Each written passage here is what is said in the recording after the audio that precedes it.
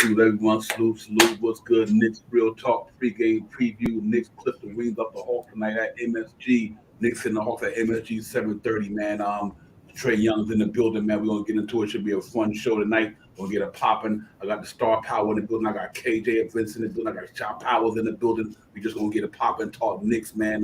Salute to everybody out there. I hope y'all had a great Tuesday, man. Everybody here to get in here with us. Let's get it popping. Do a dive right now. We got to win tonight, man. Pretty much it's a wrap. So, but let's talk about it, man. I got Shot Powers and we got KJ. Shot, what's good, brother? Salute to KJ. Salute to you, Divine. The Chaz where it's at. Let's get it. Yo, KJ, what's good, fam? What's going on with you? Shy, Devon, salute. It's that time of the year, guys.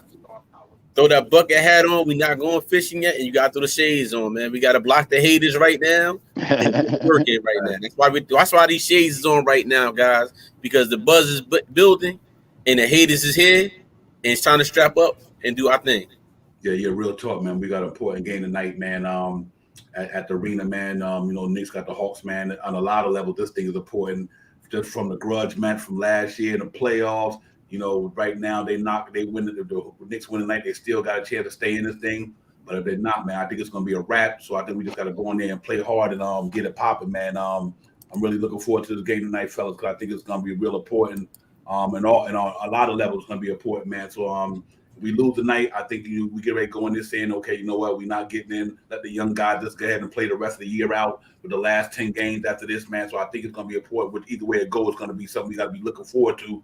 I'm really looking forward to it's the Hawks. I see a lot of stuff out there on Twitter, on all these networks. Like some people want the Hawks to beat us, man. You don't want the Hawks to beat the Knicks. I don't care what talking about draft pick or not. You don't want them to come in there and beat the Knicks. Let's hope that don't happen tonight. They come in there. We know obviously we don't got no Julius Randle tonight. We get into all that later, and we'll break it down, man. But it's gonna be a real important game for us. I'm excited about it.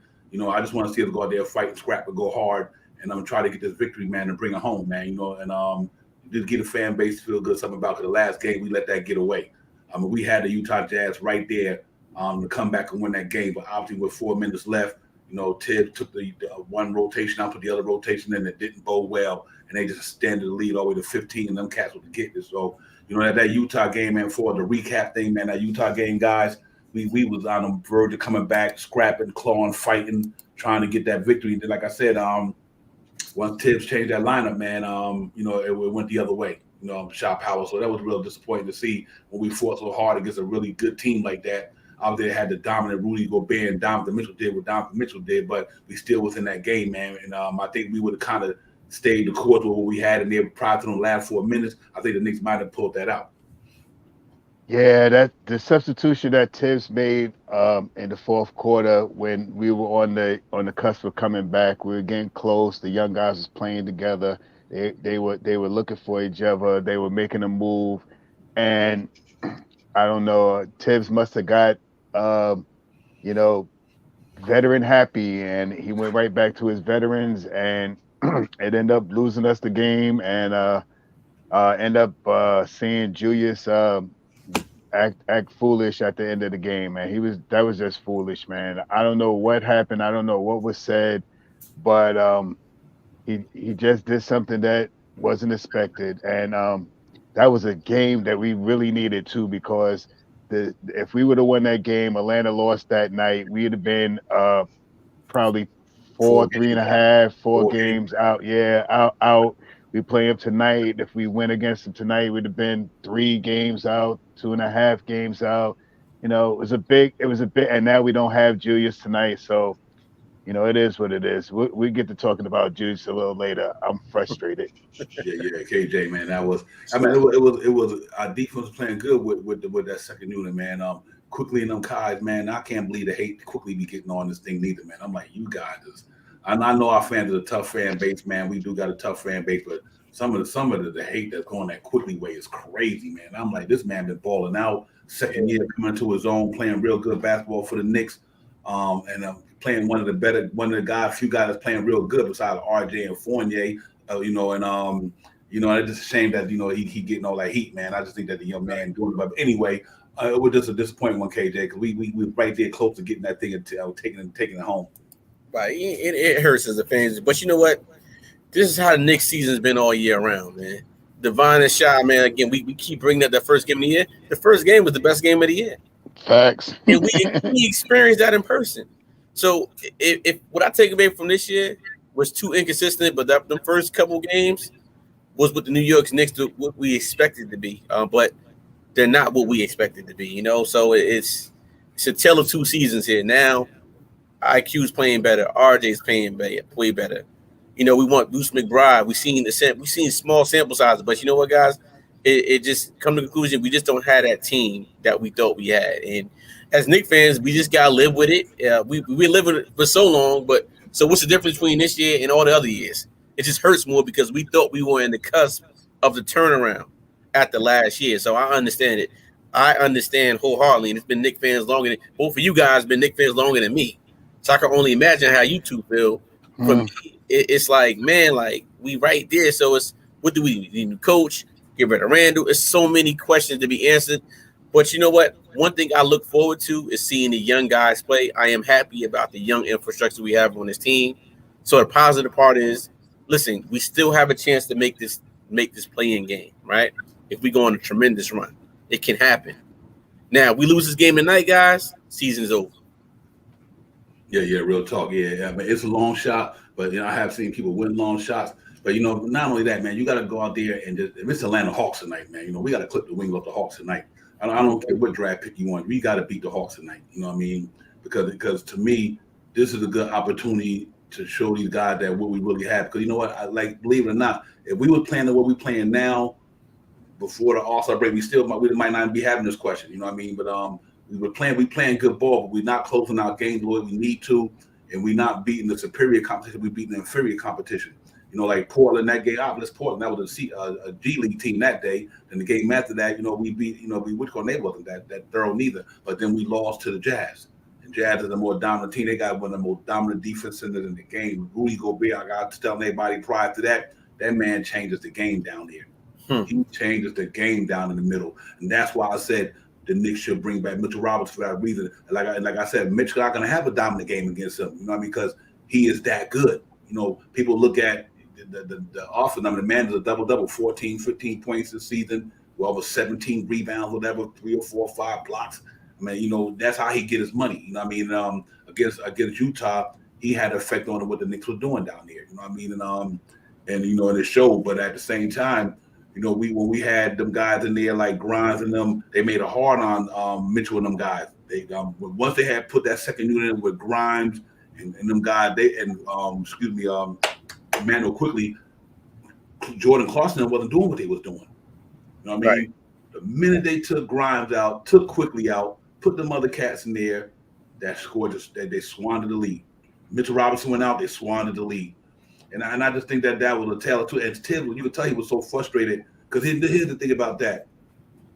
Tibbs rely on his veterans, well, rightfully so, because sometimes your veterans, that's what they get paid for, to be in big moments like that. But you could tell that press conference shot that he was disappointed that them cats let him down. He had to have been disappointed in Randall. He had to have been disappointed in guys like, listen, man, you know, I've been giving y'all guys the benefit of the doubt all year long, and these young guys come in here and hold it down, and then y'all come in here and y'all squander that lead. Then not only do you squander it, y'all lost by 15. You know what I mean? So I think that was a real bad look for Tibbs, just because the veterans let him down that day, man. Real talk. Maybe that's why Randall out today. I don't know. I mean, because it's disappointing, Shot Power, just to say that, you know, sometimes you want to get a benefit of the doubt to your senior people. At the same time, the young guy was playing pretty good in that Utah Jazz game. And sometimes if it ain't broke, don't fix it. You know what I mean? And I just think that he kind of should have left them in there and let them grind it out. Because if Randall wasn't playing good the whole game, and it happens, everybody had bad games. You know, Randall had more good games than bad games. Let's keep that real. But that day, he had a bad game that day. The beginning of that game, Shot Powell and KJ, 30 seconds into that game, I said Julius Randle is not into this thing. I kid you not. It was 2 plays that I seen. One was on the defense, one was on the offense. Within 30 seconds of that game, I'm like, man, we're not even into it. You know what I mean? So, you know, and then at the course of the whole game, when he wasn't into it, you should just left him off the bench, left him on the bench. You know what I mean? So You know, Shop Howell, it was just tough to see, man. It was disappointing in the most because we had that. We could have made a run and gotten that game and maybe took it to overtime, could have possibly won the way that young squad was playing.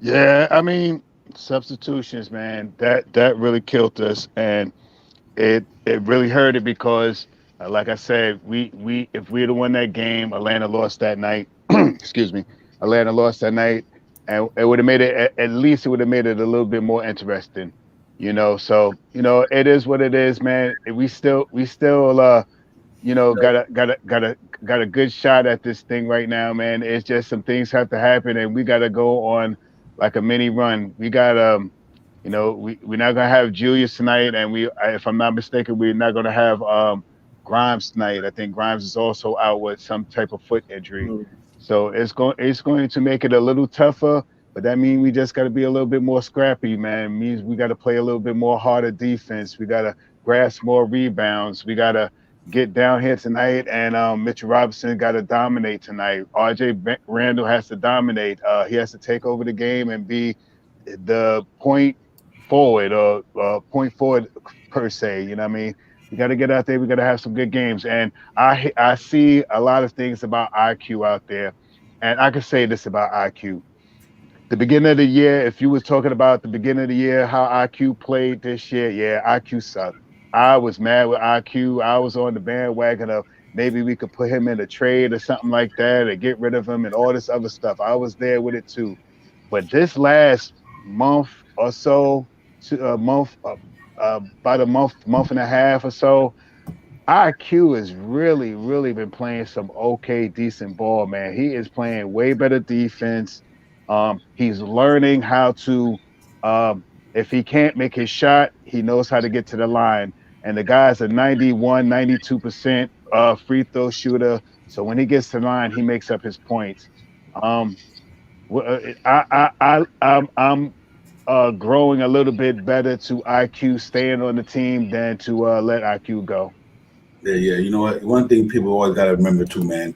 You know what? When somebody IQ was just coming in, this is his second year, and you know what I mean. I mean, these guys are rookies, man. They come off their rookie year. Same thing with Obi. Obi coming off his rookie year. It takes time. If you're not that dude, you know what I mean, KJ.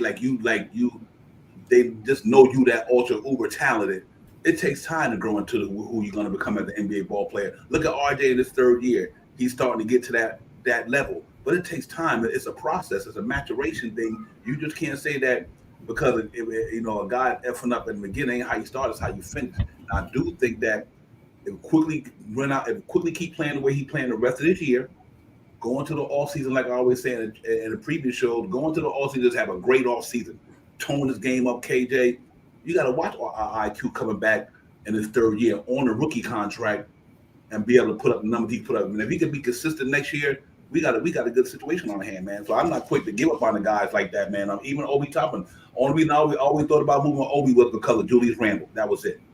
Because he's not going to be able to get the minutes that he needed to flourish in this system because Julius Randle taking up the bulk of the minutes at the power forward. So that would if we want for Julius Randle, I'll let Obi Toppin grow, keep him here, let him do his thing. But now, man, I'm almost on the other end of the thing. I'm like, now, you know what? Randall disappointed me, KJ. I really do, man. I'm serious. So it's going to be one of the situations this off season. This may be one of the Knicks' biggest off seasons ever because there's so many what ifs. What we going to do with Julius Randle? What we going to do with Evan Fournier? What we going to do with Mitchell Robinson? What we going to do with Cam Reddish and RJ Barrett? So it's so many. What we going to do with IQ?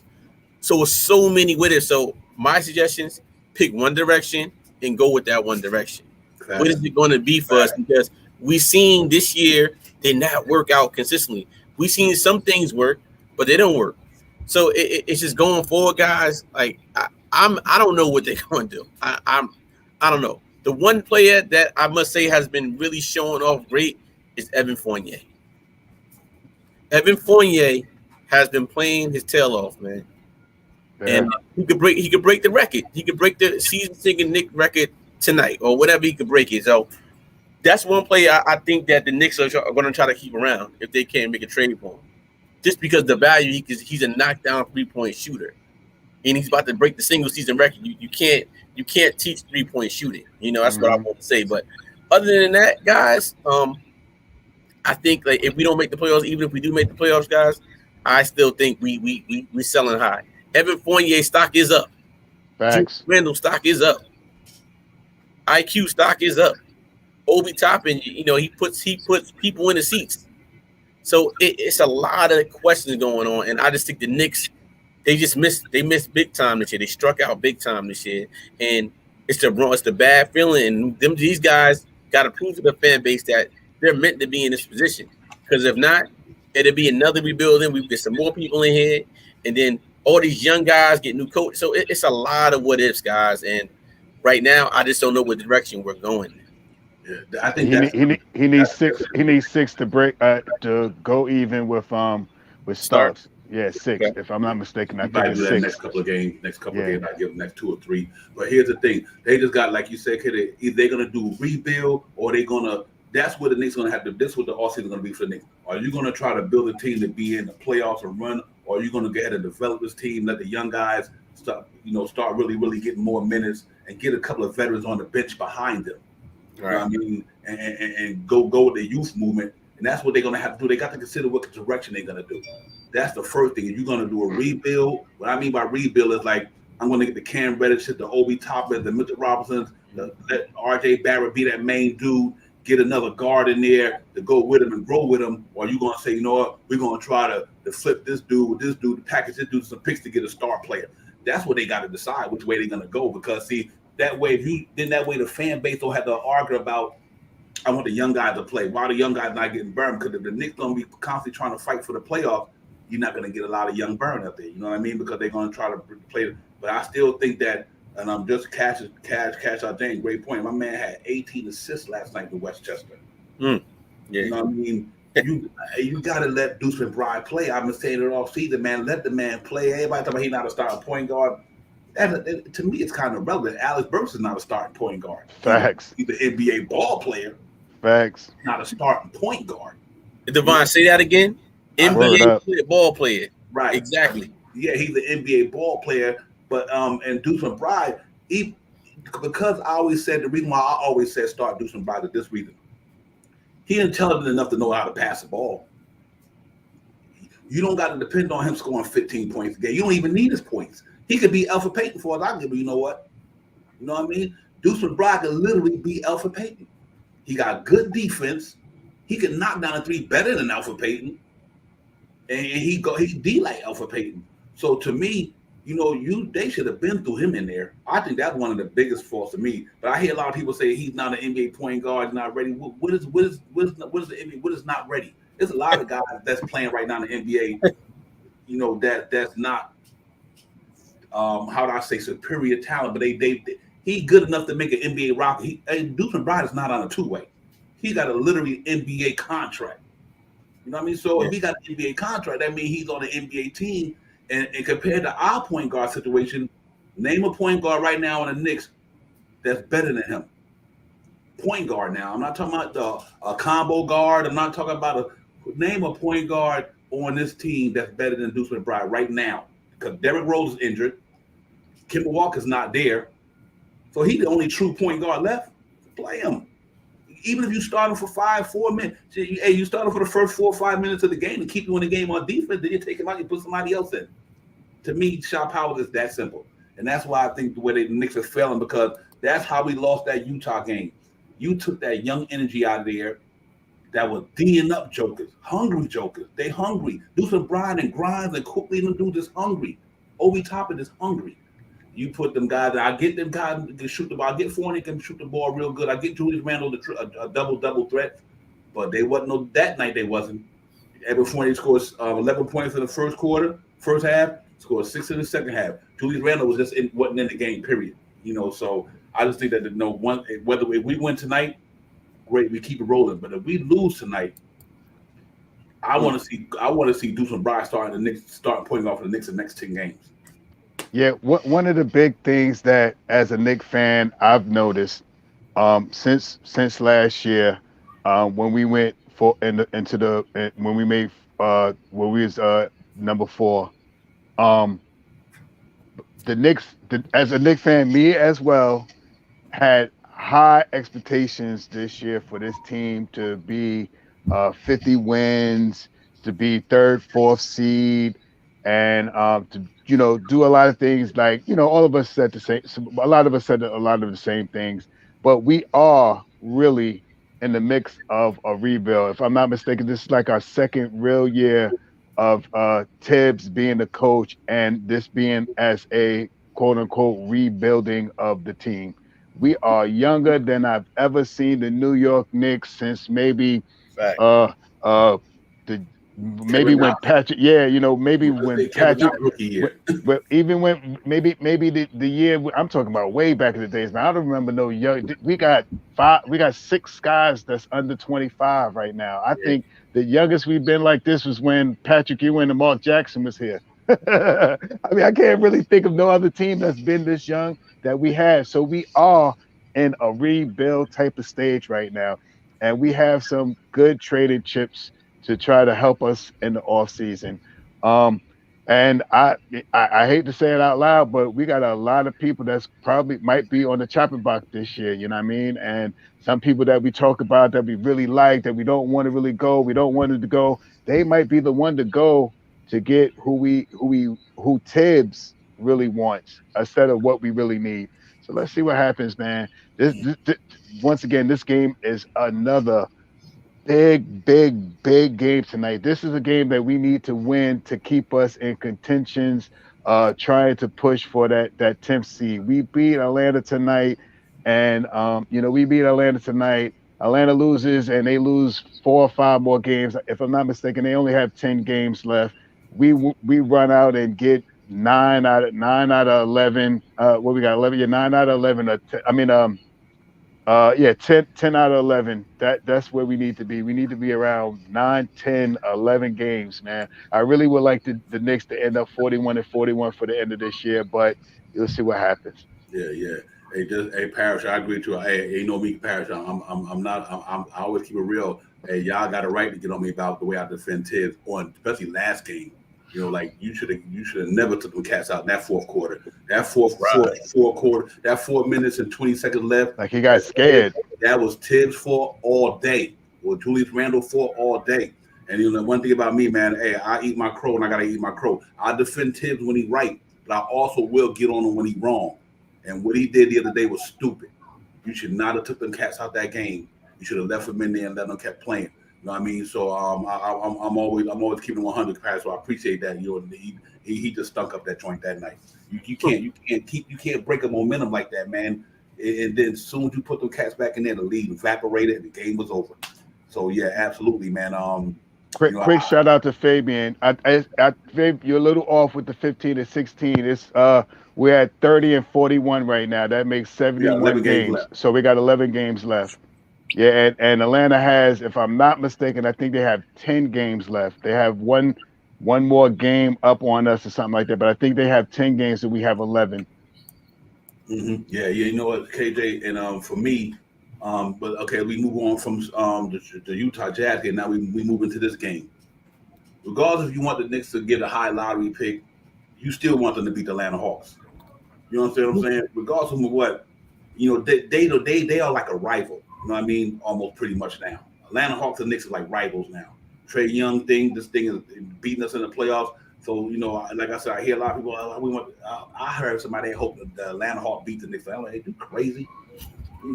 Why would you want that? I don't care what draft pick you want. You don't want the Atlanta Hawks to come into the MSG and beat the Knicks. I don't care how bad our team plays. It's about pride sometimes, too. You know what I mean? You got to have pride, man. And it's about being a true fan and knowing who the one that you want. And like I said, yeah, I ain't got a problem losing Utah. I got a problem losing against Atlanta. Right. You know what I mean? Because you're just gonna hear all that bragging right stuff. But but we keep it moving, man. But tonight is a big game for us, man. It really is, man. It's a big game.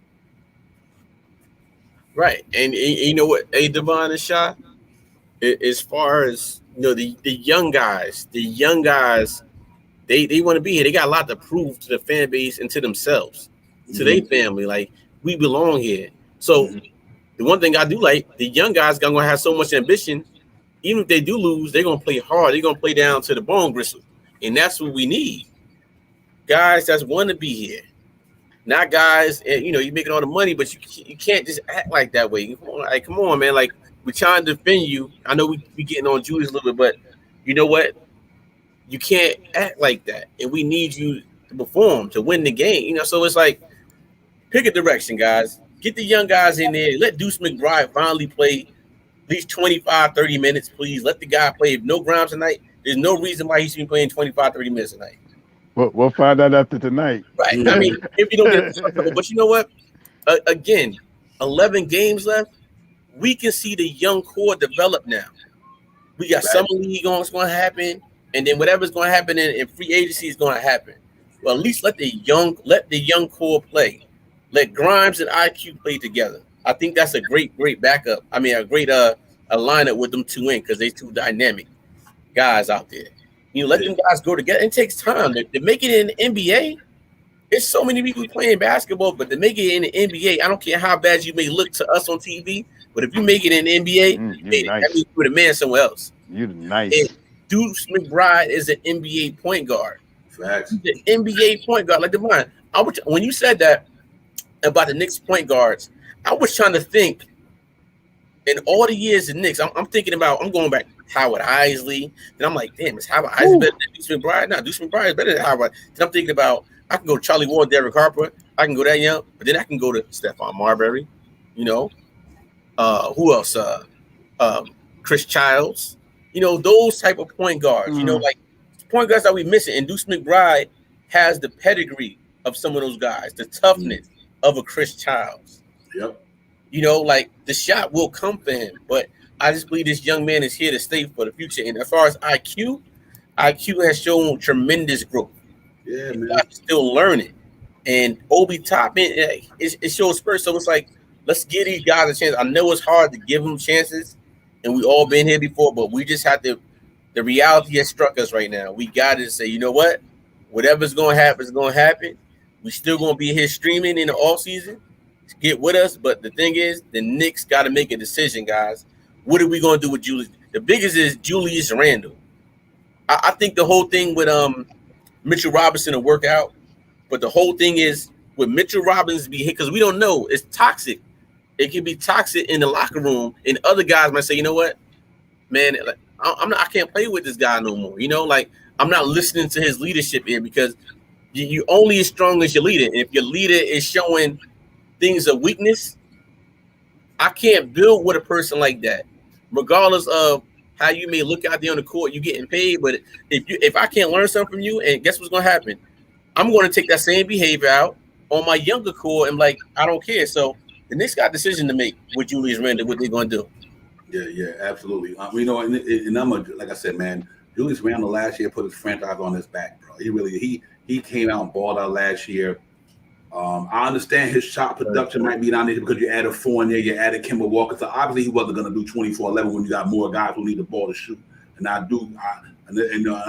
not even mad at Julius Randle because of his numbers. It's not even about his numbers. It's like the other night, like I said, 30 seconds into that game, I knew Julius Randle was not into that game. I kid you not, brother, and that's my words, my bond, my life. I get my life from my words should fail. 30 seconds into that game, I'm like, Julius Randle's body language don't look like he's ready to play tonight, but we need him to step up big time tonight. That was 30 seconds into that game. And I said, you know what? Then when he noticed, he started getting frustrated when his shot wasn't falling and he couldn't get in the middle and score because of Rudy Gobert was there. Right. You know what I'm saying? So he was getting doubly frustrated. You know what I mean? My shot ain't really falling. I'm trying to get in the lane and do things. Rudy Gobert is causing havoc on everybody. You know, which is rightfully so. That's why he got $200 million, because he is that dominant when it comes to defense. He is what I want Mitchell Robinson to be when it comes to being a forcer down in the middle. And so I seen the frustration. I seen a couple of plays he gave up on, a couple of plays, and I was like, man, yeah, you know. So that's what I was disappointed in. It was that, and then when he at the end of the game, let me tell you what happened. Him and Rudy Gobert, like NBA ball players do, they get their bumps in, they get they blockouts. You might get a little elbow here and there. My man tried to say, okay, we're cool, man. We're just part of the game. You know what? But you let your emotions get the best of you. Then you go out, then you walking past the ref, you stop it, and then RJ try to calm you down. You just walk with that. Obi try to just show you some love. You smack Obi hand out the way. That's not good. That's not good. Period. I don't care how talented. I don't care if you a 30-point game, 15 rebound. If you're the way your mentality affects the way the team looks and the way you feel, it's not good. And I just thought that. My question is this here, guys, and can we go through the next 4 or 5 years with Julius Randle going through what he's going through? That's my gripe. It's not about his points. It's not about his production. The man is a double machine. Can we go through the next 4 years? Let's say next year Julius Randle come into a game and he do the same thing. I understand he's passionate though. You know what I mean, KJ? Because I'm passionate. I get amped on here. You know what I mean? I'm a passionate dude myself, but you still got to know how to control your emotions, Shot Powers. And I just think that's what it was with Julius Randle to me.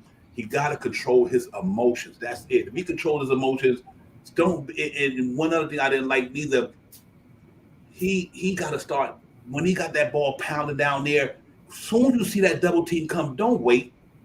Kick it. Don't wait, kick it. And then you can get the ball back. You understand what I'm saying? I granted we don't got a top-notch point guard. I get all that. We put a lot of pressure on Julius Randle to hold the ball, to be the main guy with the ball. But at the same time, though, you got to be able to throw that ball at Julius Randle. If you see that double team coming, don't try to force it. You're not that good. Well, you got 3 dudes coming at you. Their first instinct is somebody got to be open. Somebody got to be open. If I got 3 dudes on me, that's 2 or 3 dudes open. And I just think that's where he bothers me with that stuff, man. That's the only gripe I got with Julius Randle with that. Other than that, you can't deny the man's skill. But at the same time, the last 2 games, he like 14 for 30, 40 something, 50 something. I don't know. So, and then you wonder why KJ always say there's no consistency. Julius Randle might go off for 6 games in a row, and the next thing you know, he go out of the way. We need a guy who come here every night, no matter what night it is. I don't care on a bad or good night. If I'm going to give you 20 points a game in my sleep, and I think that's what RJ trying to get to. Even on a bad shooting night, that RJ still got about 18 points, 19 points on a bad shooting night. Going to the hole. Yeah, he's going to the hole doing other things. So that's my biggest gripe with Julius, man. Other than that, man, I just think that if they're going to do a rebuild, I think you move Julius Randle. I'll take Julius Randle for Jalen Brunson. And here's why. Right quick, and I'll pass it to you. At least you establish your point guard, right? Now you got the point guard you need. Then you can go get a power forward. So say Brunson giving you 16, 17 a game, 7 assists, 8 assists. Then you go get a power forward who giving you 15 and whatever. Then you kind of solve 2 birds to me. RJ be the main dude. If Cam Reddish there, you try to get him involved, whatever. But I think we got enough young talent, man, to move this team forward. But I do think we got to get rid of a lot of them veterans. I just think it's a wrap. It didn't work out this year. It is what it is, KJ. Things happen. We tried to build something, it didn't happen. You move on. You date a girl, y'all get in a relationship, it don't work out, you move on. But that's what our free agents is this year. We built some free agents. It didn't work out. You move on. That's all. And retool. Go find another girlfriend. That's all. Basically. Yeah. I don't even really want to talk as much about Julius because I'm falling out of love with him or whatever you want to call it, man. And yes, Kevin, if the Knicks make the 10th place and the play-in, they still will have a lottery pick. It'll still be the same lottery pick that they have now. And everybody's talking about this lottery pick and tanking and moving up and all this stuff. You know what I did today? I went on Tankathon today and put in, I wish I could bring the thing up so I could show you guys. It doesn't matter what pick that we pick. Right now, we could be, I think it was 9th where we were listed this if it was to happen today, I think we would be listed as number 9. And you know what happened? On the 2 times that I did the thing, we went from 9th place to 8th place and went from 9th place to 10th place. So what to take right now and say that that we're going to get a better as the lottery balls go up and we get a jump up from 9th place to 2 or to the 3rd spot.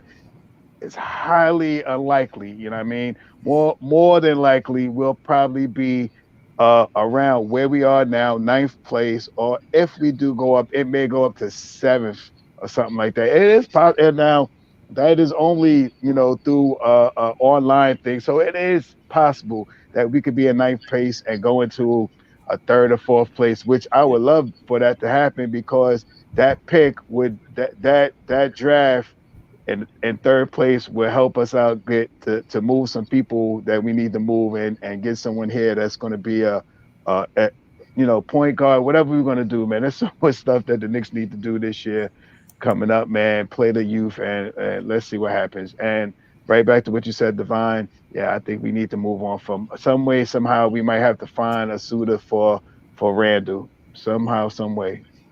Yeah, just because, like I said, but here's another thing with the draft. I'm glad they brought that up. Now let KJ get in. Yeah, don't get me wrong. If you the higher draft your spot is, the better it is because you got a better percentage to win. That don't mean you will get the lottery. You just got a better percentage. The New Orleans Pelicans had the 14th position and got Zion Williamson number one. Exactly. 14 to number one. You know what I mean? So it all depends how the ball drop. When the ball spin around, that you start flipping the card. Like I said, you never know. We got a third spot where we thought we were gonna get Zion in that draft. We gonna end up getting RJ, which I'm not mad at. I'm still happy with the pick. But did everybody like it's a Knicks fault? No, it ain't got nothing to do with what we did. I don't care what it's what them damn balls do up in that machine. You can't blame Nolan, blame this by Knicks didn't get the first pick. No. Ain't got nothing to do with that. Even if you got the number one pick, don't mean you're gonna get the number one pick. You know what I'm saying? You could be in the number one spot and wind up getting the 14th pick. You know what I mean? So it's tough. But you know what? I believe that, KJ, that right now, let the young guys play. If we win tonight, we keep fighting. Long as we in the play and we beat them tonight, then we go down to Charlotte down here where am I? I wasn't going to go to the game tomorrow, but I think I'm gonna get a chill. I was gonna go to Charlotte tomorrow and go to the game. But if we win tonight, we just had to go down to Charlotte and win. And Charlotte playing good basketball. Like I said, ever since they made that trade, I thought that Montrezl Harrell helped them out a great deal because he brought that toughness to them dudes. You know what I mean? But they still would be beaten. You know what I mean? But we just got to win tonight, KJ, and that's the first thing. Beat Atlanta tonight. Take it one game at a time. But if we do lose tonight, ladies and gents, it's a wrap. Play the young guys the rest of the season, the last 10 games. That everybody in that starting lineup other than RJ and Mitchell Robinson, it should be Mitchell Robinson, RJ, and the rest of the young guys the rest of the season. Period. So it's two things I want to say real quick. So I feel good, man. Can you guys imagine if we got the number 2 pick that year? Would he got Morant and RJ? I'm happy with RJ. That's here and there, but I just feel good. Make me feel a little better about our team. Mm-hmm. Number 2 is who can check Julius right now? There's no players on this team that can. One, Taj Gibson, maybe.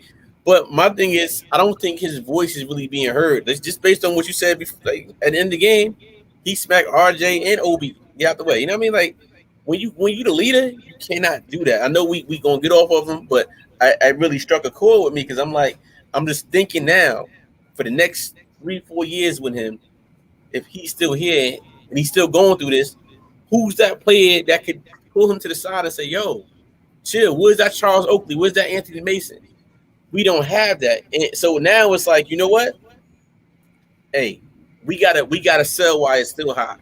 Get him out of here with some other people and rebuild slowly and have these young pieces like an RJ, a Grimes, a Sims, Mitchell Robinson, build around that. And then you bring in more structured veterans in that can help your contract now. So that's kind of what I really want to see in these next couple games. I want to see how this young core is going to play. And if Julius not here, he's not here. But if he is, hey, he's going to have to figure something out. And look, it's up to Leon Rose and Wild Wild West to figure that out, what they're going to do. But I do believe they have a plan. Yeah. You know what? This year was a tough year, KJ and Shop Powell. I mean, we came out the gate. Nerlens Noel was a big part of being the linchpin for us last year. Just didn't play the whole season. Out the gate, when Mitchell Robinson was off 9 months, then Mitchell Robinson come back off a 9-month hiatus, didn't play no basketball, no preseason. You throw him in the first game of the season. He's still out of shape, and then that happened. Then the Kemba Walker thing happened. Then you got the Derrick Rose situation that happened. So Derrick Rose, Kemba Walker. Forget Noel. You know what I mean? And then you say Not about the him, guys that went down, man. We had a lot of guys go down. The COVID-19 situation affected the whole league in a sense, but it decimated us for a while. You know what I mean? And we played one game where we with 7 players against Boston. Kimber scored 44. We only had 7 players. 7 players. You know what I mean? And we still almost won the game. I don't think this roster was bad as it was. I just think that a lot of things in between happened that made the season go away. You can think about it. Can you imagine if Evan Fournier was playing the way now he was playing at the beginning of the season? Mm. You know what I'm saying? He went through a major slump at the beginning of the year, coming out of the Olympics in the summer, just moving to New York, trying to get grounded. I get it. That's why he went through all that when he went through in the beginning of the year, because coming out of the Olympics, just coming right out the Olympics. You know what I mean? Legs, they don't even got his legs on. They probably as tired as anything. And then you move into New York City, trying to get it acclimated. And Kemba Walker situation didn't pan out. So and then Tibbs with some of his in coaching decisions didn't work out for us the way we wanted to. I think he put himself in a tough situation with the players too. They so it's a lot of blame to go around. But I don't think this team was bad as we may have thought it was. I just think that it just didn't happen right way. It didn't all gel together, come together. I don't think this team was that bad at all. Can you imagine if we would have had Noel a lot of games where Mitchell Robinson had to go out? Yeah, to keep that defense intact. You know what I mean? Shaw Powell. Can you imagine if I just thought that when the Kemba Walker situation happened, I thought they should have started developing Deuce right there. When he took Kemba Walker out the rotation, he should have started developing Deuce right there. They would have gave him enough time to make a couple of mistakes. You know what I mean? And to make enough mistakes to get good, and then it wouldn't have been no different because what you put in there didn't work anyway. So I just think that overall it was just a whole conglomerate of things that screwed us this year for beyond what you shot. Yeah, I mean, even if they didn't, because I was with you with putting Deuce in as a starter when Kimber went out. But even if they didn't put Deuce in as a starter and started IQ and had Deuce coming off the bench with Grimes, and I mean that would have been something to look forward to. That could have been something to look forward to just to get him out there, to get him acclimated, to get him used to playing the NBA style of game, to get to use playing the guys that he would have probably already played 2 times already. It'd have been something for him to do.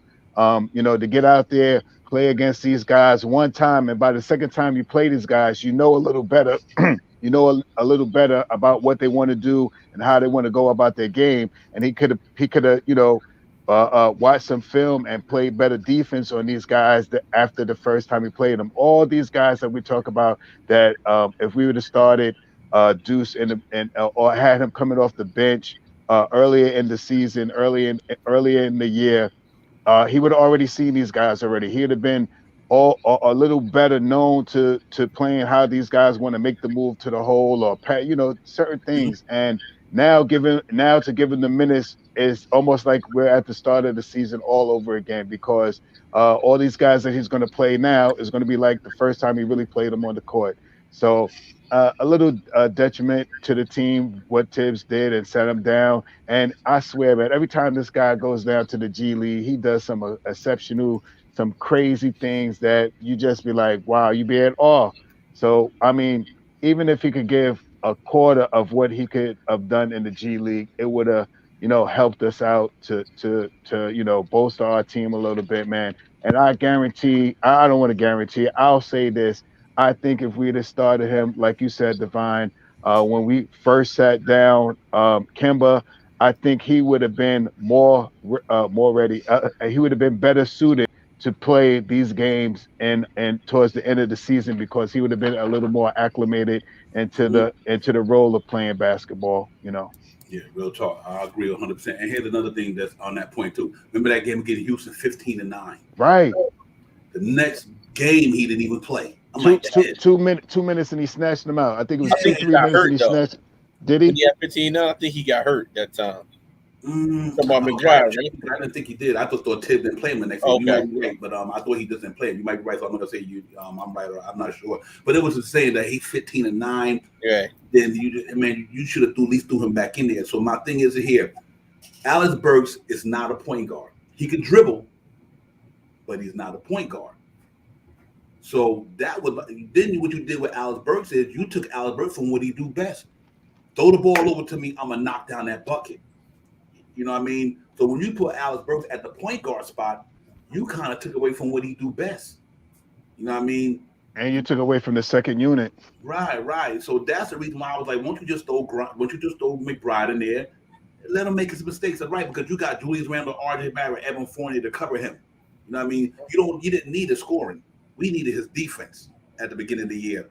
Our Achilles heel was our defense, KJ. You know, we finally starting to get up there. You know, ever since we've been getting up there, McBride been playing. Right. You know what I mean, and the crazy part, D, if we can see this, how come Tibbs can't see in the like why? If we really want to make the playoff play in, what we want to do, play the guys that's playing defense, man. And the guys that's knocking the shots down. Play the players that is making you win. We had an 8-2 run with McBride. He pulls them out the game. And then what happens? And then, like, come on, forget what's happening with these veterans.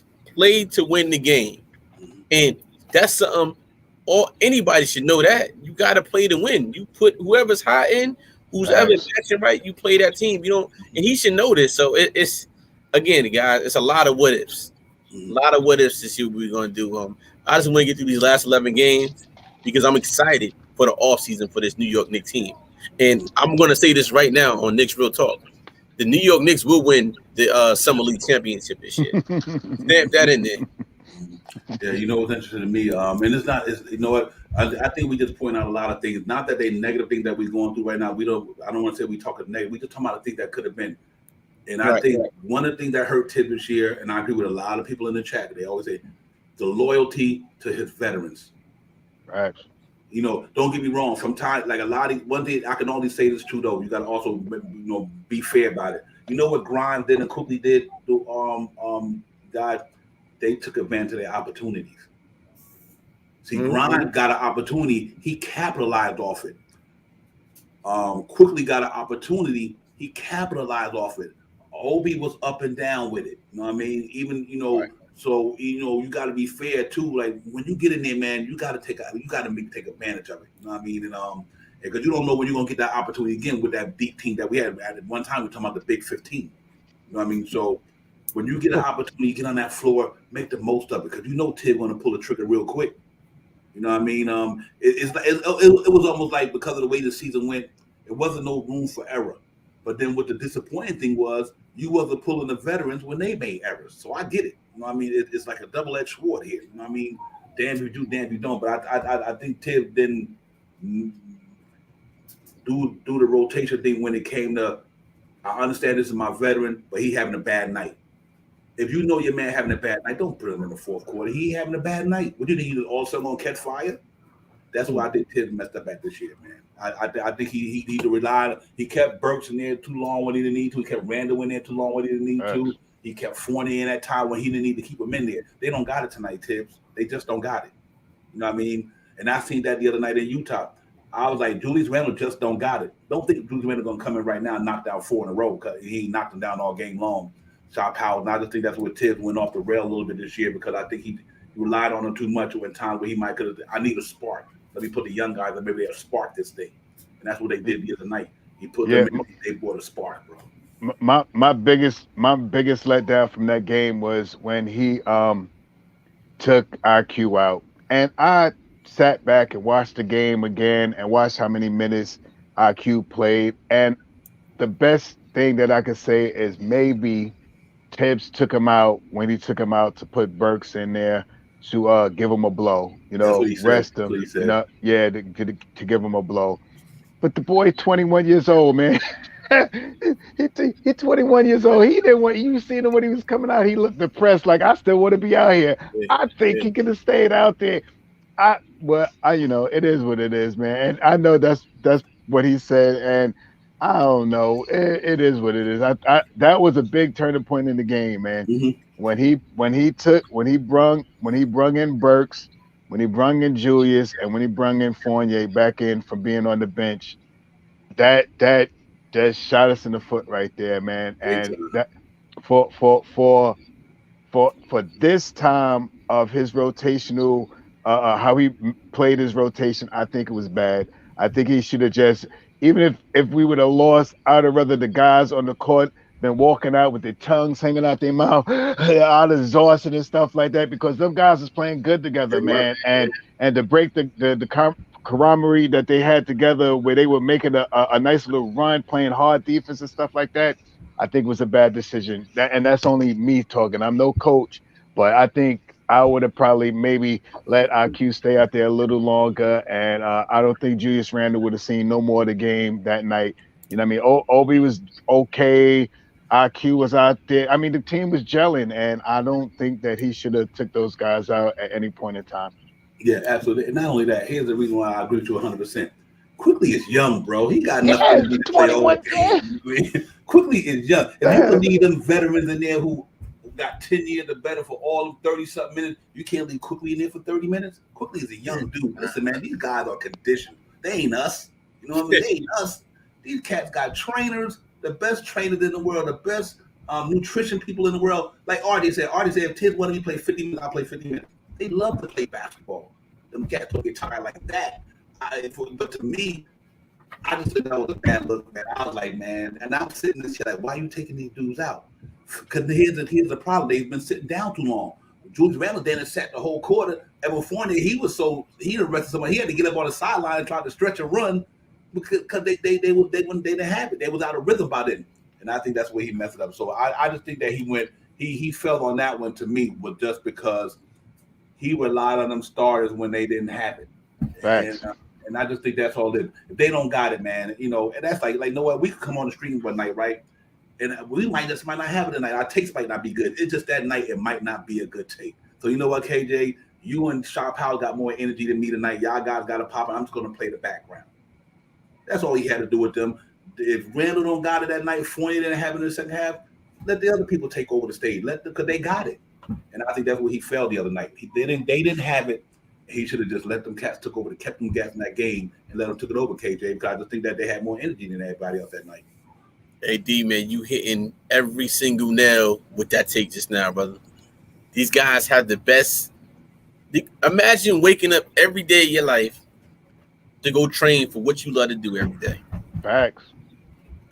Automatically, you're going to be better because you're not doing what the average person is doing on whatever their 9 to 5, or if you own the business. You work. These guys get to eat the right stuff. They get to train 2 days. They get to any gym time they want. Rain, sleet, hail, snow. It doesn't matter. Them guys are training. So these guys can get better, but it's up to the person. You can get stagnant. We don't know what these other guys doing, but we can tell based on your play if you're not getting in the game. So it's these guys see this. Tibbs sees this. So I don't know. I just think for me right now, guys, and what I see, I think that Julius Randle has such a strong hold on his team that there's nobody there to check him when he's wrong. You know, I could be wrong. I don't like I said, I don't know, but from what I see from afar, ain't no getting through to him. It's basically his way or that's it. Whatever.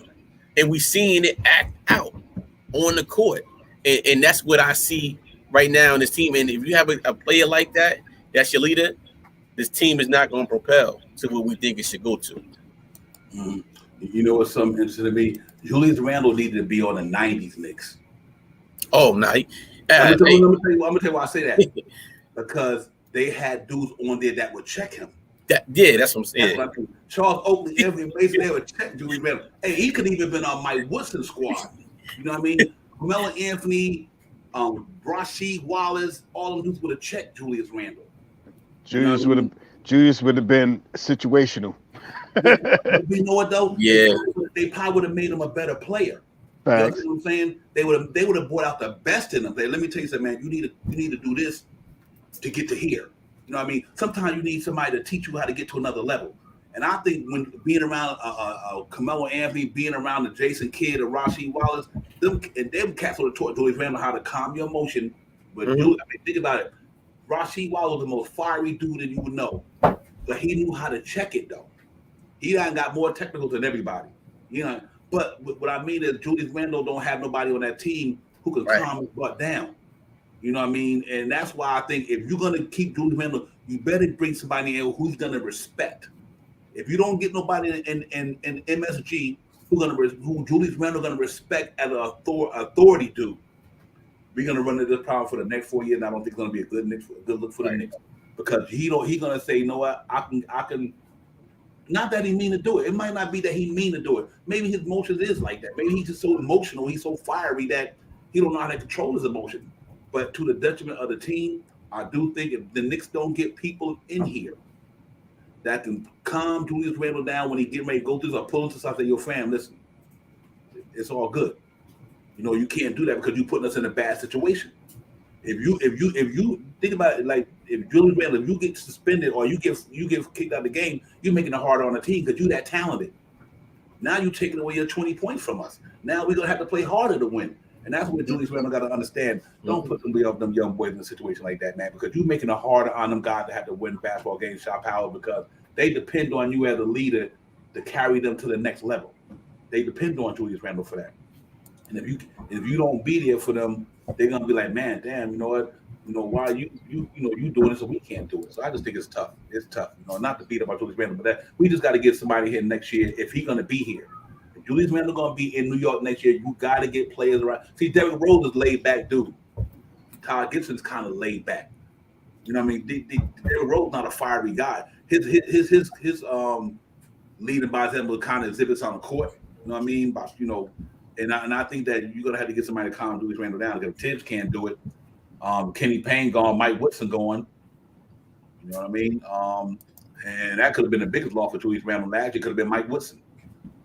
Facts. You know what I mean? Mike Woodson is that father, that uncle father type dude. You know what I mean? I think that could have been a big loss for the Knicks last year with Mike Woodson. Facts. I believe that wholeheartedly, Devon. Yeah, he could have been that dude that calmed him down. You know what I mean? Mike Woodson, like Julius Randle probably would respect the heck out of Mike Woodson. But he knows Mike Woodson is the real deal. He done coach the best. You know what I mean? If he can coach, if Mike Woodson can handle Carmelo Anthony, J.R. Smith, Rasheed Wallace, all these dudes, I think they miss him to KJ. So I think that got a lot to do with it too. I mean, he don't got nobody who he respect there, man. And Kenny Payne, Kenny Payne going to. So it's a lot of, we don't know what's going on in the locker room, right? We can just see from afar, right? But again, how we winning this game tonight was Trae Young. Trae Young coming in here, the man is going to try to come take us out.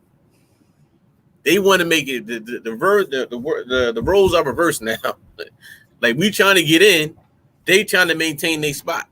Mm-hmm. So it's how do we beat him tonight? The way we beat him is defense. Extend that defense. We didn't have Deuce McBride. Play that man. Get them fouls. Do what we gotta do to play this guy out, man. But we gotta win. Let me ask you guys a question. Do you really want to get in the play-in, or do you want to ride out? You want to get in the play-in. Yes, why do you want to get in the play-in? Because I just think that's going to roll over to next year.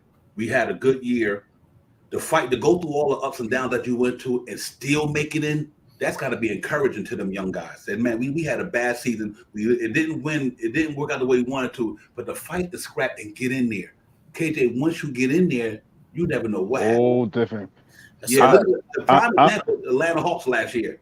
Who thought the Atlanta Hawks were going to be in the Eastern Conference Finals damn near? They got in. And think about it, they see everybody talking about the Knicks having a down year. They ain't too far off from us. They having a down year too. Facts. You know what I mean? Because the East got better. So even though the Knicks, much of our fan may get on the Knicks not having a good year, Atlanta Hawks not having a good year. And they supposed to have way more firepower than us. They got a $200 million man. They got a $125 million man, John Collins. They signed a couple. They got their team supposed to be better now because nobody beat us in the playoffs 4-1. So they ain't too better than us this year. But I do want to see the Knicks get in for this reason. It will motivate them young guys to get a taste of it. I want Grimes them. I want McBride, Obi got a taste of it last year. Quickly got a taste of it last year. I want to see Mitchell Robinson to get a taste of it because he was hurt. I want to see what it is to see what pressure's like. Them guys to feel what pressure's like playing under pressure. It's only going to make them better, or it's either going to make you stronger or going to make you weaker. Mm-hmm. I want the Knicks to get in the play-in because I believe this team ain't bad as people think it is. We just lost a lot of good players. There, you cannot underestimate losing 13 points a game off the bench from Derrick Rose, and then that way you would have kept Alex Burks in there with his 13 points in the second unit. You can't underestimate losing Nerlens Noel, who was 2.5 blocks a game last year, who anchored one of the number one defense in the league last year. Now he's not here. Look where our defense is at. We lose Alfred Payton and Reggie Bullock, and the Kemba Walker signing was a tragedy. It sound good. Sound good to the fan base because of the New York City kid. Sound good to me. I'm like, yeah, he was 19 points a game last year. But that signing didn't work out. So to go through all that and still make it to the playoffs tells me a lot about the character of this team. That's why I want to get in KJ for that reason. Just show me the character of this team for real. I just want the Knicks to play to win. Do I want them to make the play in this year? Yes. Reason why I think that would kind of solidify the season for them. You know what I mean? I said this earlier about them missing the play-in, and if they missed the play-in, at first I had thought that it would be a losing season for them, and it could be depressing and implode something inside of the locker room and stuff like that. But if they take these next 11 games, and every game that they go out there and they play to win, and they may not win all of these 11 games, but if they could win 6, 7, make it real interesting towards the end of the year, and maybe shoot to get into the play-in. If they fall short, it is what it is. Right. But I would be more happy with them. Every game that they play to the end of the season is a play-to-win game, is a dire need to try to win, because who knows what can happen if the Knicks go on a little run, win the 10 or 11 games. Right. But the big thing that on the other side of that coin is we can win all 11 games, but if Atlanta win 9 games, we still not gonna make the play-in. Right. So I want them to shoot to play for the play-in. I would hope that the Knicks beat them tonight and Atlanta lose tonight's game and 4 more games, with them having 5 more games left, and we win 11 games. And we'll be in the play-in. You know what I mean? We'll be in the play-in. So that's how I feel about it. What's your take on it, KJ? What's your take on that? The question you asked us. Well, I have more questions for you, but okay, keep it going. That's cool. Good. That's cool. Yeah. But my thing, of course, I'm never gonna say I want the Knicks to lose. I want them to make the play-in, but it's like I want us to make it in. But it's like if we make it in and then we lose again, it's like we might not have to do that. We want to get that win. We want to do it. So I'm on the fence with it. I'm good either or because I like the young core. But of course, I want to see more Knicks basketball. I want to win. Thanks. But my next thing I want to ask you guys, what is the starting lineup for tonight going forward? And if the starting lineup is good and we play well and we doing our thing and Julius doesn't play the second game and Julius trying to come back, do we bring Julius back? I think you're gonna have to bring him back because he's right. Yeah. But I would prefer. That's why I'm hoping. That's why I'm hoping once it's over, it's over. And once we get out of the play-in, then that don't even matter. You know what I mean? Then we don't have to worry about that situation. But you know what, KJ, tonight I think it's gonna. I think here's what I don't like what Tibbs doing tonight. I get Todd Gibson. You should have started Obi Toppin tonight. He's on Todd Gibson. I think that's what projected was. That's the projected starting lineup. Todd Gibson tonight. I'm disappointed. I'm truly disappointed, bro. Now this little man got an opportunity to get 25 to 30 minutes tonight. If you put Todd Gibson, I get it and I don't get it. But man, that would be disappointing to me because you know what? Let Todd be the backup power forward tonight. Exactly. And let Toppin start. You know what I mean? You cannot take man. Listen. Like I said, I could defend Ted when he right, but I will rip him when he wrong. Man, you supposed to let Obi Toppin start tonight. Real. So the starting 5 is Burks, RJ, and Fournier, and Mitchell Robinson. It's just we don't know who that 4 is yet. So as of right now, one of my injury reports I had, they had expected starter Obi Toppin. That's what I got out here. But I just did. He looked at one and said Todd Gibson. Yeah, I just got a refresh on the New York Knicks NBA tonight.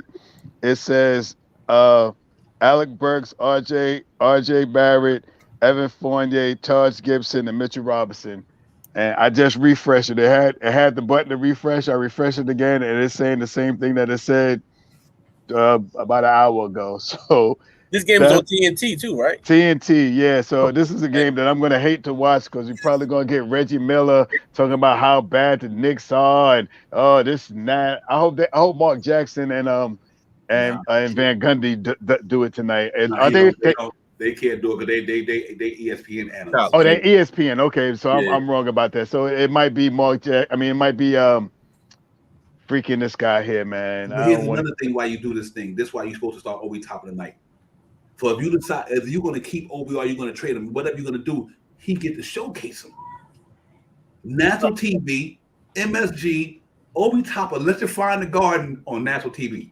And man, come on now. You know what I mean?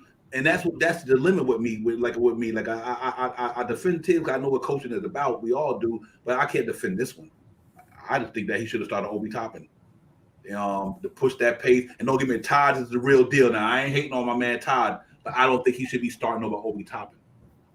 I think this is Obi Toppin time. He's been playing backup behind Julius Randle for 2 years. Now the man get a chance to start in the game, and he might start, even though they put it out there. That's what they got out there. You never know. They still might start him. That's just what they projected, and that might not be coming from the Knicks report. That could be coming from just blogs, just guessing or whatever. But I'm hoping they play that man to start that man tonight, man. Because I mean, either way it go, even if you start Obi, if he don't get a pop, then you take him out and put Todd in there. Ain't no big deal. I'm laughing with Tricky Nicky said about I forgot Knox was on a land. Oh yeah, that's right. Yeah, but it's that is crazy when to be. But yeah, man, you know what but I would be disappointed with that because you know what, you got that's the problem we have with Obi Toppin. He's not getting enough time on the regular. Because you got to let him make mistakes too. But I get it why he don't want him to make mistakes because we fighting for the playoffs. We're supposed to be this team that's going to this level. So it's hard to keep a guy in there who's not ready per se, the coach anyway. But now it's really no excuse to throw Obi Toppin to start that game tonight. Even if Obi Toppin started the game and played 3 or 4 or 5 minutes to give you some energy, I don't get it. I don't get it, bro. So let's hope that's not the case. He might start tonight. You never know. Shot Powell, but I would love to see Obi start tonight.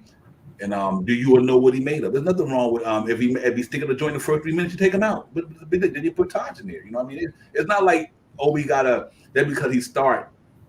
Nick's Twitter shows Obi starting. I hope so, Will, because that's what I got in my projected starting lineup. I had Obi starting, and Nick said Nick's Twitter shows Obi starting. I think it should be.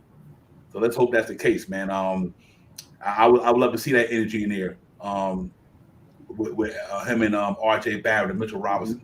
I want to see that front line tonight because I think Obi Toppin can. Here's the thing I like about Obi Toppin: he can run up and down the court, put pressure on their defense. You know what I mean, KJ and Shot Powell. If I'm gonna tell you what I would have loved to see tonight. Good, Emmanuel Quickly, Evan Fournier, RJ Barrett, Obi, and Mitchell Robinson. Thanks. That's what I would have wanted to see tonight. Because think about it, would Quickly do off the bench. Alex Burks could do that off the bench, pretty much. You know what I mean? The same thing. You know what I mean? Come in, get your buckets, get your point. So that's what I would want to see tonight. Can you imagine Obi Toppin, RJ Barrett running up the floor with Mitchell Robinson and Emmanuel Quickly and Fournier trailing with a 3-point shot? It would have put a lot of pressure on their defense, Shot Powell, because they would have had to chase them. They would have had to chase them dudes up and down the court tonight, and it would have opened up the pace game, man. That's your pet peeve, pace. So that would have been a pace type of lineup to me. And I just think that way you got Obi Toppin because you had Grimes not playing, right? Right. They say Grimes is out with a foot injury. Okay. So to me now you got Alex Burks, Deuce McBride. Now you got Deuce McBride in there with a veteran shooter that can help him control the game. And then you could have brought Taj in there. Who else going to be that third guy if Quentin Grimes is out there? Who would be the 3 for the Knicks?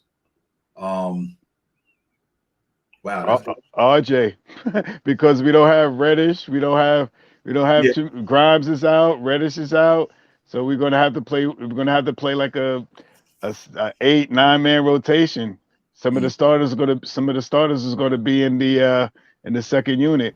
It'll be it'll be Deuce. I mean, if we start IQ, I mean, I think, like you said, Divine, I think the starting unit should be IQ out there tonight. I think he should be out there because he'll be the one playing the defense against Trey Young. And Trey Young can maybe hit some shots and do all of these things and stuff like that, but he doesn't play great defense. And that's where IQ steps in. right. IQ has been playing good ball. He's been playing really good control basketball. He's getting to the foul line a lot. So I think that's the line that we should start. But if we don't and we start Burks, uh, the the second unit is going to be short. It's going to be Jericho Sims. It's going to be Right. yeah, Deuce, and that's who else is there? Taj. Mm-hmm. You know, that's about it. Yeah, that's pretty much about it right there in a nutshell. It's not too many pick with Randall out. If Obi starts in the starting unit, then you have Taj in the second unit with Sims. You have Grimes, and that's about the rest of the team right there. If I'm missing unless I'm missing somebody. Hey, Parrish, real quick. Hey, Parrish, is he down in Westchester, or do you think Ferry Hunt is with the main roster? I know he was two-way, but I this would have been a good night to bring him up from Westchester. I didn't see him play the G. I watched a little bit of, not much of the game. I watched a couple of minutes of the G League game yesterday. I don't think I seen him play. I only watched maybe 5 minutes, so I don't want to say like I watched the whole game, and I'm not sure if I even know what he looks like. So, but I didn't hear them say anything about his name. I watched maybe about 5 minutes or so. I watched it, but then I turned it off to watch something else. But I don't remember seeing him on the court. I remember seeing Deuce out there though. Deuce killed it, 18. Yeah, I seen Deuce out there. I seen Deuce, and I usually would watch the game. Like now, when I come home, I'll go and Devo, whatever the thing, they recorded on my thing. So I usually would go back and watch it before I come on here so I could talk about it. But I didn't get a chance to do that today. So I don't know if he played, but if he's on the bench tonight, put him in there. I mean, he would come in there definitely great as a 4-5-3. He's a 6'8", but he's a small forward, power forward. So get him in there, see what he looks like. Hey, Parrish said he looked good too. He did play Parrish. Okay, that's what's up. I gotta go watch the game now. Now I gotta go see what, because I don't even know what he looked like. Tell you the honest truth. Yeah. I mean, and that's the thing. See, that's what's so interesting, KJ. You bringing in Ferry Hunt. You got Cam Reddish. You got all this young talent. What are we gonna do going forward next year? Are we gonna try to implement all these young guys? And to me, if you go semi youth movement, just like y'all said, get some veterans on a couple of 1-2 year deals. I mean, minimal deals, that real minimal. That they there that educate, like Todd Gibson. You know what I mean? Go with a bunch of youth, get a couple of Todd Gibson in there, bring Todd there, make him a coach. But all the other guys, move them, and because I think you can get a guy for $2 million, a veteran who just want to be in the league, just to get $2 million, to get somebody $10 million. You know what I mean? So, hey, you know what, guys? Like y'all took my question. That was my next question. What lineup do y'all want to see? The lineup I want to see, if I'm coaching, I'm putting the Tom Thibodeau hat on. If I'm coaching this team tonight with no Julius Randle, I'm starting IQ, Deuce McBride, and RJ Barrett, along with Obi Toppin and Mitchell Robinson. Here's why. Shout to your point, we don't have a bench, but now we bring in Evan Fournier and Alec Burke off that bench. I hear you. I'm playing a 1-2-2 high on Trey Young. I'm having RJ at the top, D him, and we're gonna trap that man back and forth. And then we bring in the bench of Evan Fournier with Alec Burke. They make us even on the bench with the scoring part, with the Jericho Sims, and then you can mix match people in. Being right now with no Julius, we got to play to win. We gotta do what we can do, but we know how Tibbs is. Tibbs going to go with that lineup and have he works it out. But that's the lineup I would do because to me, McBride and McBride and IQ is a problem on the court together in a good way for other teams. Correct. Because they both get defend baseline to baseline. And the one thing that hurt us last year is Trey Young taking the ball out of Trey Young's hand. They can do that. They can make the man tired. So that's what I would do tonight. Yeah, real tough. Salute salute to the whole chat. Salute to everybody, man. Salute the yard game. Probably gonna kick off about 14, 15 minutes. Yeah. At TNT. I don't go through the TNT. I can't take Kenny Smith at all. I'm bandwagons. I don't even listen to them cats. I just go straight to the game once it's popping. So, but I'm like this here, man. I agree with you. I'm really excited to see that, man. I really would want to see it because I do think that was the thing in that game against Utah. Quickly and them had held that backcourt down. They slowed Jordan Clarkson down in that game, bro. He was lighting us up in the first half. He was lighting Fournier them up. But when they put Quickly and them boys in there and Grimes in them boys shut them cats down. That's how we got back in the game. That's why I'm disappointed that they took him out at the end of that game. I think that youth movement brought that energy and that fire there that got us back in that game, man. But yeah, man. But you know what? The good thing about it though, we know we do have them. One thing we can say, we do have them. But I'm happy to see Obi play tonight, start tonight. I'm truly happy to see Obi Toppin start for the New York Knicks. I mean, here's why I wanted him to start. It'll answer a lot of people's questions. And granted, he might not have a great game, but at least you can see what it's like when he do play. You know what I mean? Because Obi had the up and down game where he had 18 one games, 17, 16, but he might go 4 points, 2 points. Now he get a chance to play a certain amount of minutes as a starter. And I just want to see him, Mitchell Robinson, and RJ Barrett, man. I just think them cats can get up and down the floor like no other. You know what I mean? And that's why I'm like hoping that. Why I want to see Quickly, because Quickly could push that pace. You know what I mean? That's why I want to see him with this particular lineup anyway. With this particular lineup, I wanted to see Emmanuel Quickly start because I think Emmanuel Quickly with Evan Fournier trailing on a fast break with that 3-point shot, or RJ Barrett going to the rack, Obi Toppin going to the rack, Mitchell Robinson going to the rack, and you got my man Evan Fournier trailing on the 3-shot on the fast break. You know what I mean? And I just thought that would have been special to watch. So let's see how it goes tonight, man. But it's going to be fun to watch tonight, regardless of whom or what. I think the matchup I want to see Clint Capella and Mitchell Robinson. I want to see Clint Capella and Mitchell Robinson. I think when we played them in the playoffs last year, we would have had Mitchell Robinson and Noel. That game could have went a lot different to me.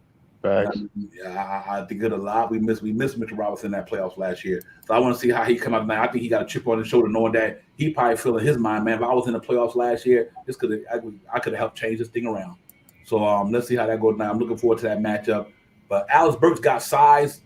Don't get me wrong, against Trey Young. But one thing I do like about Alex Burks, if he do start on Trey Young can't defend no Alex Burks. I'll tell you that right now.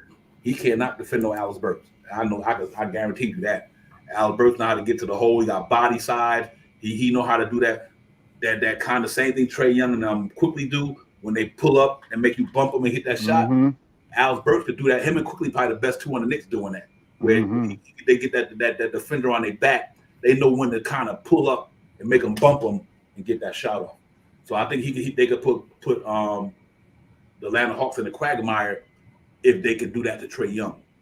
Try to get him in early foul trouble and then take it from there. So it's going to be fun to see Shot Powell. I'm hoping that's the way it pan out tonight. Yeah, tonight, man, once again, man, we got to go out there, run some pace tonight, try to lock down some of these guys that's out there tonight, and run amok on them, man. We need to win this game in the worst way, and I feel we've been having a good matchup against them all year this year. If I'm not mistaken, I think we're up on them in the standings. So if we win this game, and this is almost like a real full game that we pick up on these guys. So this is the make or break if we're gonna make it into the playoffs right now. So I mean into the play-in. So I mean this game, I'm looking forward to seeing Mitchell Robinson come out tonight and play a big game tonight. I'm looking forward for RJ having a more dominating, a good percentage shooting tonight. I'm looking forward to seeing Burks come out there and play some good defense tonight, hit some shots. Fournier has to. I think I hope Fournier hits the 6 threes tonight, so he could get it off his chest, so he could break even with him. We need him to hit all 6 3-pointers tonight because he's been shooting pretty good for us for the last month or two.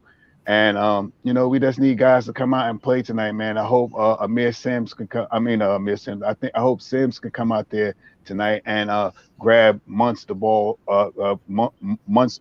tonight and keep us in contention with some offensive rebounding and stuff like that. So we need everybody to chip in. We need all the guys. We need multiple scorers on the court tonight, man. We need about 6 of our guys out of the 9 guys that we probably play tonight to have a high double-digit scoring, and I think we could pull this win off tonight.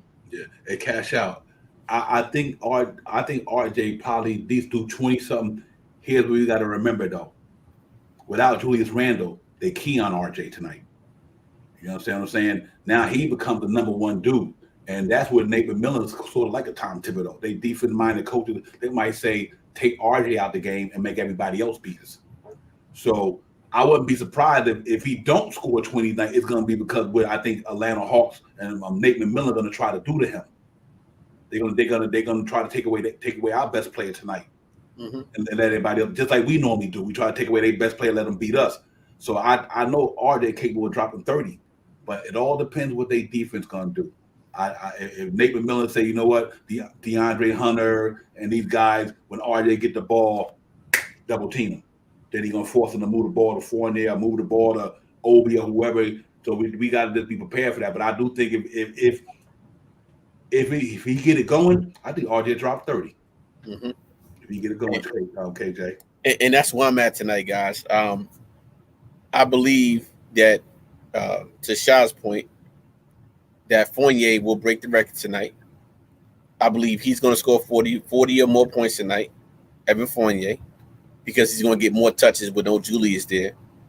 And I believe we win this game 115-100 tonight at the Garden, prime time.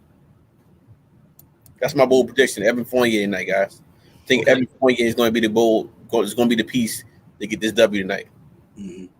Let me, obviously they missing John Collins. I think he's been out 10 to 14 games with them. So they're missing some players tonight too. They're missing they're missing like two or three of their starters tonight. Hey, I like that, Jarvis. Ooh, I like that, Jarvis. Where's boy? 28-6. Oh my God, I love that. I'm hoping RJ could do that tonight. That would be phenomenal. Frank Mato, salute my brother, salute. West Palm in the building. That would be nice, man. It really was. I would love. This could be RJ's game right here. You know what I mean?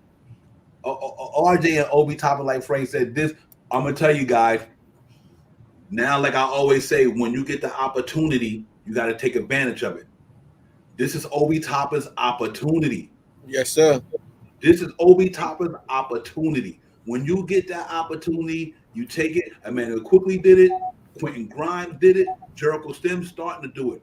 Obi Toppin got to come out here tonight and get it popping.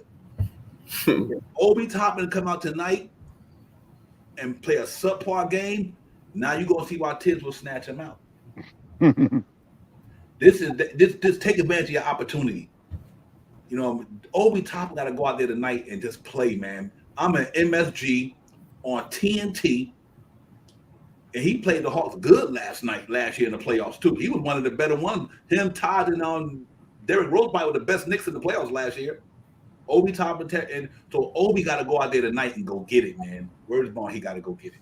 I mean, and because if he don't, not that the one game determine who he is, but that would be a huge letdown on his behalf. Because you know what? I think Obi Toppin needs is he needs a little bit of dog in him.